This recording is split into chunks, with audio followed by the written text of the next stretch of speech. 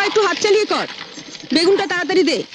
তোর মেজ দাওয়া ডালের সঙ্গে বেগুন ভাজা না পেলে মুখে ভাতই তুলতে চায় না। আজ তুই এসেছিস দেরি করে, জানিস তো সকালে সবাই স্কুলে যাবে, অফিসে যাবে।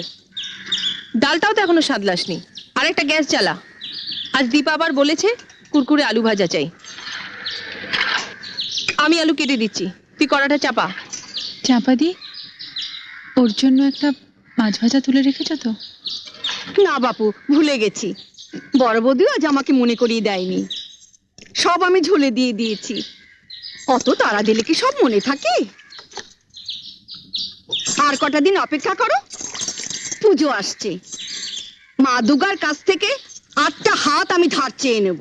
উফ, তোমাদের বাড়িতে 10 হাত না হলে কাজ করা আমার সম্ভব হচ্ছে নি। সরো। হাজলামো করিস না চাপা, তাহলে তো রাবণের কাছ থেকে তোকে 9টা মাথাও ধার নিতে হয়। 10